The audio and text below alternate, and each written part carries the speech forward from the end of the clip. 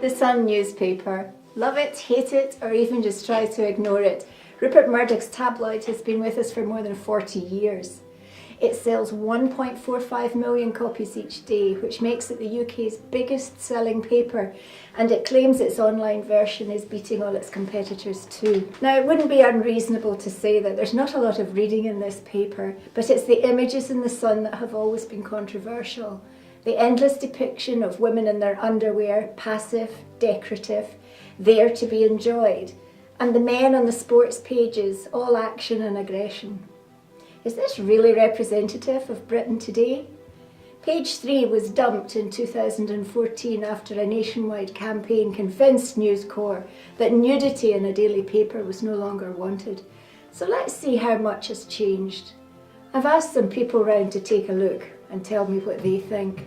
Hi there, so having a look at the wall that Susie's created just now. I'm a mother of 3 young boys, and this is very relevant in my life just now. I have one child who is doing fantastic at the boxing, and I have another who is not. And this is an example of how this might affect their life, because Joseph is not a sporty person, because Joseph doesn't have a six-pack, i.e. fitting into the male section of the Sun newspaper. He does feel that he doesn't fit into society. He feels that he struggles to fit in with the boxers because he's struggling with his eating, keep up his appearance, and this is exactly how I feel the Sun newspaper represents, and it's completely happening in my household as well. When you look at the women, I don't have any girls, but if I did, I certainly wouldn't want them to see this.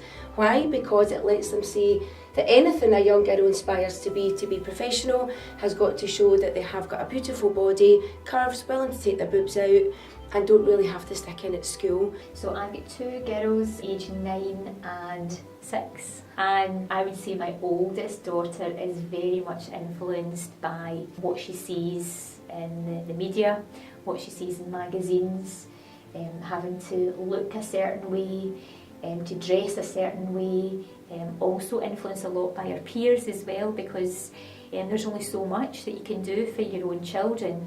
But if they're being influenced by their peers that are tapping into this kind of information, then it's really difficult.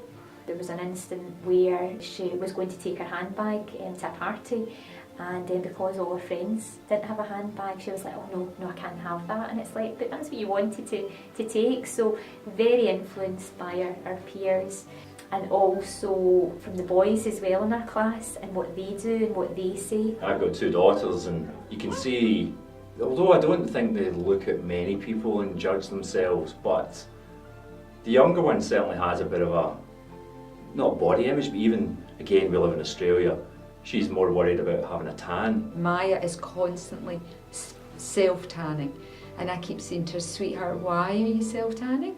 Because your skin is absolutely beautiful. You need to embrace your colouring. I definitely think there is an element of peer pressure. She's quite young. Well, where I live, it's Brisbane, and it's called the Sunshine State. So there is a real push on selling bikinis, selling activewear that is very minuscule, both for men and for women, purely because of the heat. But definitely when you go on social media, everybody that I know is in their underwear or their bikinis on my Instagram, on my Facebook, and that's because it's the thing that gets you the most likes these days. If I were to post a photo of me with my boyfriend in the back garden and we were like playing footy or something, probably get 30 likes, but if there was a photo of me in my bikini down the beach by myself, 200. Possess me, I don't even think possesses a makeup bag, whereas Maya's got every single kind of makeup that you could think of. The girls are very much body image. My son, he would go straight to the sports section. I know a lot of my guy friends are really insecure about the way they look, and I go to the gym with a few of them because they feel like they need to buff up and look their absolute best as well. So over here, a lot of men are sporty and soccer orientated, but over there, if you don't look big, then people won't like you.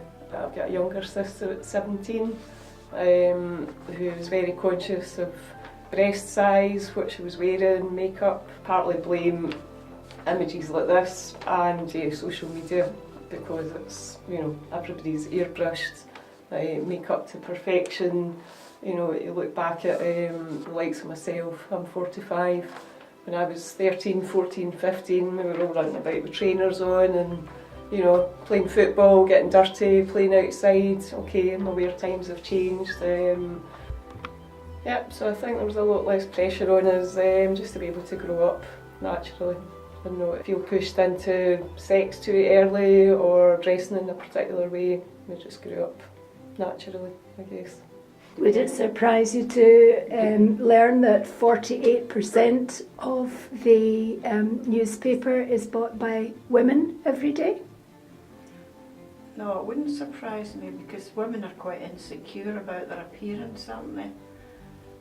Appearance is so much more to women than to men, and so they like to keep an eye on the competition, I think.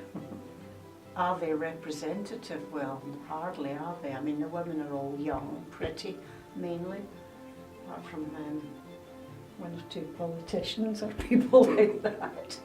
Yesterday, we were at the Kelvin Grove, some members of the family, and you know, one of the girls, she's just turned 12, and she was all dressed up in animal print, you know, tight clothes and the black lipstick and the cat's eyes and all of that, and you know, just made me think this is the sort of thing that she aspires to. I mean, she's perfectly innocent. She doesn't realise that she actually looks quite sexy in these clothes, you know, but that's her world, you know, these characters that they watch videos, music videos and whatever, all the fashion stuff.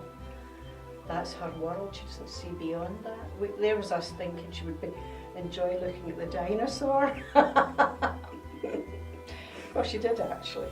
She did actually enjoy looking at the dinosaur, but she was quite an object of gaze for everybody else, I have to say, in all her gear. Do you think this sort of pop star, celebrity TV person imagery is likely to have any effects on kids? And young people are impressionable at a formative age. And so, yeah, I do believe that young girls will look to these personages as role models in the way they look, in the way they dress, and the Spartanness of their clothes, because you see young girls going out, teenage girls going out with very little on, even in the, you know, the depth of winter. So it's definitely always having an influential effect. You think it's quite a lot to do with the Tory politics of it, or not relevant? I don't think it's necessarily so political. I think it's more staying uninformed and having a newspaper that isn't a newspaper, it's a paper, but it's not a newspaper, so it's a way of reinforcing your ignorance about politics in the world, thinking that I'm buying a newspaper, so I'm being informed. Would it interest you to know that 48% of the people who buy the paper every day are women? That does surprise me. Does it say anything about how preoccupied women and insecure women are about their image, that they constantly want to be checking other people's images? Well, absolutely. Those statistics evidence that. Yeah, must be. In terms of the work we're doing here at Zero Tolerance, the ways that The Sun and some of the other tabloid newspapers and the magazines that are out there portray women and men is very problematic and we believe quite harmful. We're doing a lot of work around tackling gender stereotyping across the board, and we look at it in the under pressure stuff, but we also look at it in the early years. And the difficulty we've got is that, you know, like where the media continues to perpetuate those myths about what girls should look like, what boys should look like, what girls should do, what boys should be, you know, like those very rigid gender roles. Yeah. It really challenges our ability to change the inequality that we've got in society. If girls are brought up believing that their looks are everything about them, then, you know, like their potential is being wasted. And as boys are being brought up to believe they have to be he-men and sort of all macho and, you know, sort of gun-toting football players, it does them a disservice. It doesn't allow for the fact that they're wee human beings when they're born, and we would like to see them get to grow and develop without those constraints on them. I would say that this has become acceptable and tolerable way of representing women, and this is a respectable and presentable way of representing males. And I know from my local, I'm afraid to say that among fairly middle class males who tend to pick up newspapers like the Mail and the Sun and stuff, they would find no difficulty in dealing with either representation. It wouldn't be a problem. They are right-wingers, and these are not stupid people, so there does seem to be a correlation between this form of representation and an acceptance of a very general right-wing agenda. And I think there's a left-right issue here, that this is the male version of reality, and this is a perception of women which is perhaps not necessarily healthy. But I would veer on to the fact that a lot of the people I know, who I don't raise these issues anymore, are misogynistic, homophobic and racist. And I don't think this representation of women and men is in any way disturbing to them.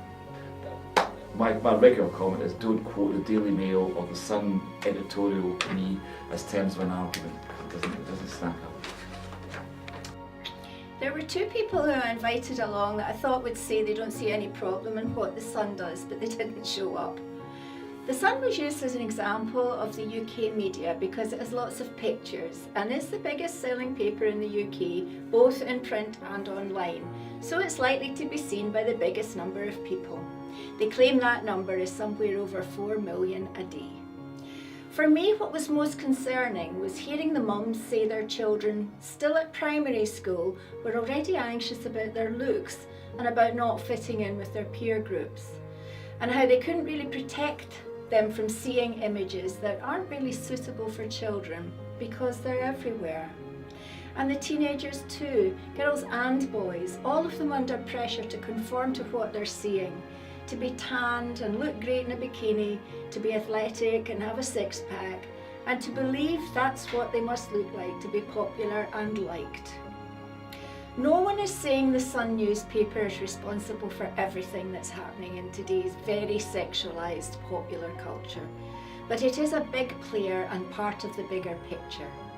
There's a saying, you shouldn't believe everything you see in the papers, but it's sadly the young and easily influenced who don't realise the images you see here are stereotypes, and the media creates stereotypes to sell you their idea of beauty and success, winners and losers.